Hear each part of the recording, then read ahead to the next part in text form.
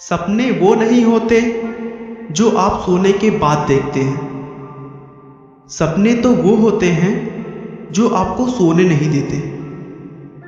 ऐसा कहना है भारत रत्न डॉक्टर एपीजे अब्दुल कलाम का, जिन्होंने अंतरिक्ष और रक्षा विभाग में भारत को इतना बड़ा योगदान दिया है जिसे हम शब्दों में बयां नहीं कर सकते।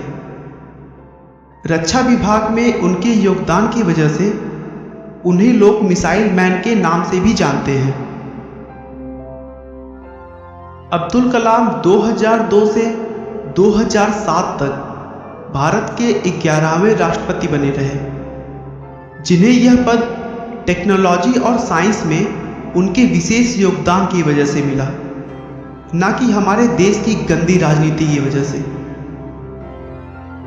लेकिन दोस्तों, कलाम को यह कामयाबी इतने आसानी से नहीं प्राप्त हुई थी। इस कामयाबी के पीछे एक बहुत बड़ा संघर्ष छुपा हुआ है। आइए हम उन्हें अच्छी तरीके से जानने के लिए उनके बचपन से शुरुआत करते हैं। अब्दुल कलाम का जन्म 15 अक्टूबर 1931 को तमिलनाडु के रामेश्वरम में एक मुस्लिम परिवार में हुआ था। रामेश्वरम जो कि पहले मद्रास में था, लेकिन अब वह तमिलनाडु राज्य में है। उनके पिता जैनुल अबिदीन एक नाविक थे जो रामेश्वरम आए हिंदू तीर्थयात्रियों को एक छोर से दूसरे छोर तक ले जाते थे। शुरू से ही उनके परिवार की आर्थिक स्थिति बिल्कुल भी ठीक नहीं थी। कैसे भी करके 2 वक्त का खाना मिल जाए वही ज्यादा हुआ करता था। आर्थिक स्थिति अच्छी न होने की वजह से अब्दुल कलाम को छोटी उम्र में ही काम करना पड़ा। वह अपने घर वालों के आर्थिक मदद के लिए स्कूल से आने के बाद न्यूज़पेपर और मैगजीन बेचने का काम करते थे। इतने परिश्रम के बाद भी वह अपना पढ़ाई में पूरा ध्यान लगाते थे। उनके अंदर हमेशा कुछ नया सीखने की भूख रहती थी। उन्होंने अपनी स्कूल की पढ़ाई पास के ही एक साधारण से स्कूल से पूरी की और उसके बाद तिरुचिरापल्ली के सेंट जोसेफ कॉलेज में एडमिशन ले लिया, जहां से उन्होंने सन 1954 में भौतिक विज्ञान से ग्रेजुएशन किया। उनके पढ़ने और लिखने की शौक की वजह से उन्होंने पढ़ाई बंद नहीं की और आर्थिक स्थिति अच्छी ना होने के बावजूद भी उनके लगन और मेहनत को देखते हुए उनके घर वालों ने पूरा सपोर्ट किया और आगे की पढ़ाई भी करवाई।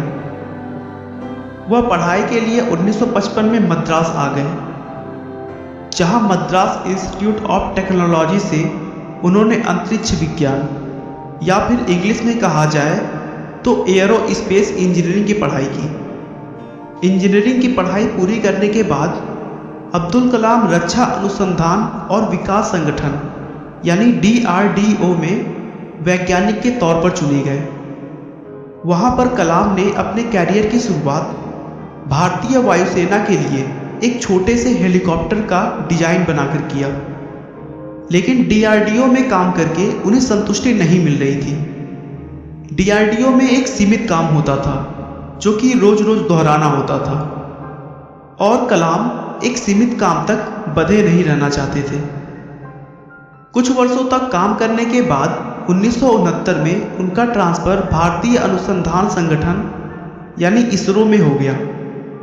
यहाँ पर वो भारत के सैटेलाइट लॉन्च परियोजना के डायरेक्टर के तौर पर नियुक्त किए गए थे। उस परियोजना को उन्होंने बखूबी सफलतापूर्वक पूरा किया और तभी उन्हें यह एहसास होने लगा कि शायद मैं इसी काम के लिए बना हूँ। उसके बाद से उन्होंने कभी भी पीछे मुड़कर नहीं देखा और एक के बाद एक शक्तिशाली मिसाइलें भारत को दी और दुनिया को दिखा दिया कि हम भारतीय भी किसी से कम नहीं हैं। एक अद्भुत वैज्ञानिक के तौर पर उनकी उपलब्धियों को देखते हुए 2002 में उन्हें राष्ट्रपति पद का उम्मीदवार बनाया गया और 2007 तक उन्होंने बखूबी अपने कार्यों को पूरा किया। अब उनकी उम्र काफी ढल चुकी थी। इस उम्र में आकर हर व्यक्ति आराम करने की सोचने लगता है, लेकिन उन्होंने ऐसा नहीं किया। वह कई जगहों पर प्रोफेसर के तौर पर कार्यरत रहे और अपना पूरा समय नवयुवकों के मार्गदर्शन में लगा दिया। मानवता की भलाई और मनुष्य का जीवन अधिक सफल बनाने के लिए अब्दुल कलाम जी ने अपना पूरा जीवन समर्पित कर दिया और 27 जुलाई 2015 को अध्यापन कार्य के दौरान ही उन्हें दिल का दौरा पड़ा और वो हमें छोड़कर चले गए। दोस्तों, अब्दुल कलाम का कहना है कि जीवन में कठिनाइयां हमें बर्बाद करने नहीं आती हैं, बल्कि यह हमारी छुपी हुई सामर्थ्य और शक्तियों को बाहर निकालने में हमारी मदद करती हैं। कठिनाइयों को यह जान लेने दो कि आप उससे भी ज़्यादा कठिन हो। आपका बहुमूल्य समय देने के लिए बहुत बहुत धन्यवाद। इस वीडियो को लाइक करके आप हमारा मनोबल बढ़ा सकते हैं।